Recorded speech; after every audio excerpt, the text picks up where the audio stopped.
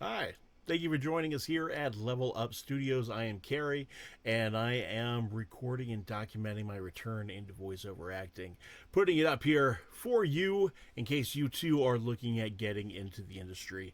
And, I'm going to share whatever I can. Today's topic, we're going to discuss hardware. So, everybody's favorite topic, and I'm going to try to keep this relatively short because this is one of those topics that you can go on for hours, if not days. If you are looking at building out your own studio, you're going to need the hardware, you're going to need the software. So let's go ahead and start with the basics of what you're going to need. You are going to need a pop shield. Don't go overboard with this. They're simple, they're boring. 20 bucks on Amazon, or they just come with a boom kit. So don't even worry about that. But you got to be sure to use it because what it does is it's going to protect your mic from little pops of air that's going to show up on your recording, and you're going to hate it. The boom itself, again, not a whole lot to them. Some are a little more heavy duty than others, so don't go cheap on that. But don't break the bank either. You're going to do a wall mount, you're going to do a desktop mount, anything that's going to hold and place your mic where you want it and keep it there without dropping because of a weak hinge. So, all over Amazon, or go to your local music store and you can get a wall mount, you can get desk, you can get standing, whatever works for you and your space. So we're going to skip past that one real quick.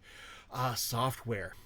Personally, I use Reaper. Reaper is a great little program. If you can go out there, you can download it for free. You get 60 days to play with it for absolutely free until you buy a lifetime license. And I think that's one of the things that I like about it is that it is a one-time cost. It's like 60 bucks. It's there's a learning curve to it. Some people will tell you it's easy to use. There's a lot of plugins and there's a lot of learning curve. But once you get used to using it, I personally really like it. A lot of people use Adobe Audition. I know Jay Myers is a guy that is a professional out of New York. Really, really cool guy. He also has some videos on how to set up Reaper, so definitely check him out. But a lot of schools will teach you on Adobe Audition. You can get breaks on the cost if you're a student, so that's worth checking out.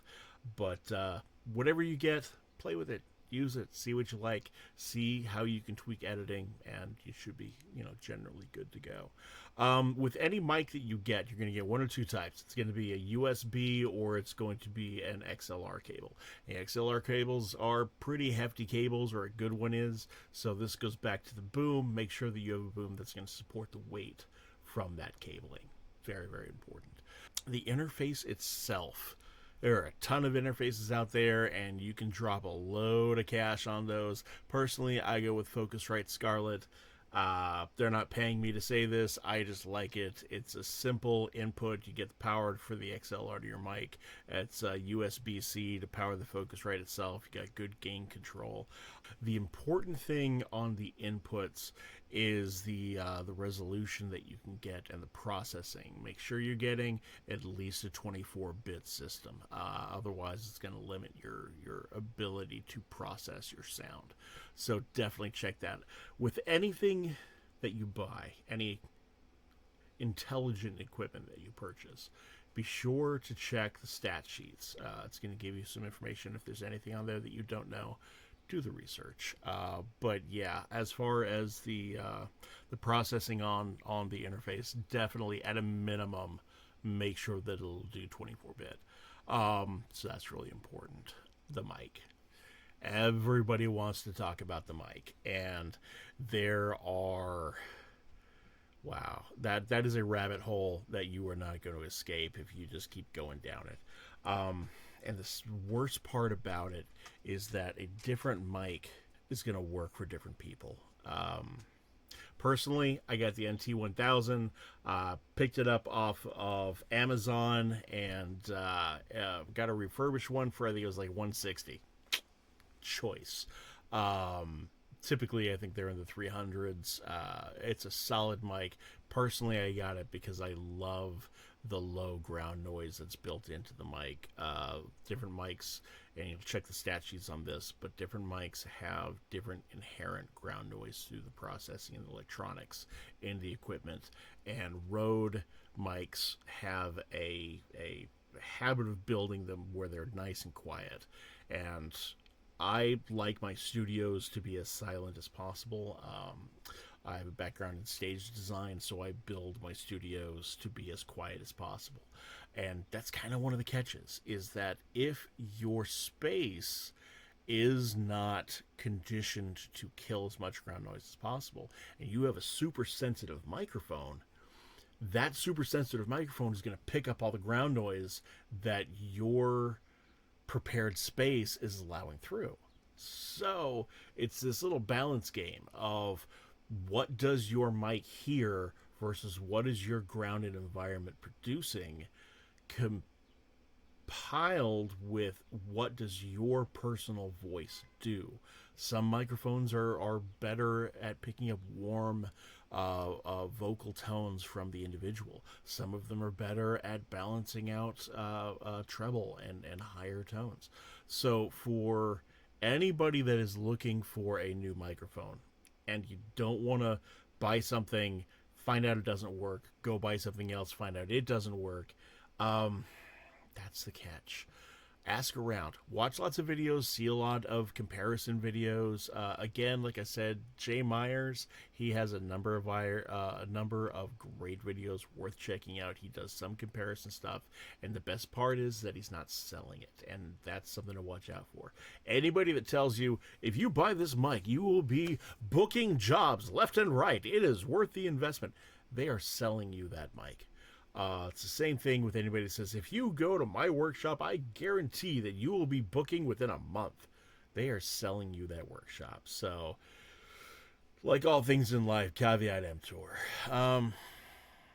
The mic itself, I would reach out to local universities, go online, see if there are other voice acting or just general acting groups in your city and where you live, and see if you can go and check out and experiment with different mics.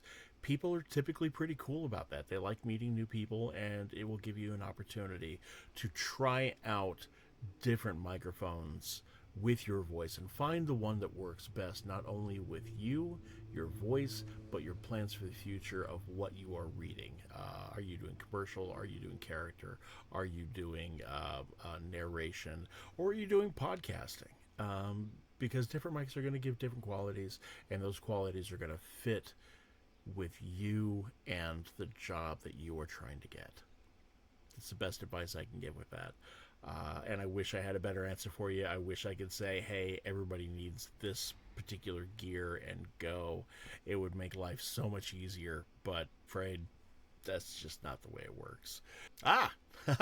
Headsets. Almost forgot.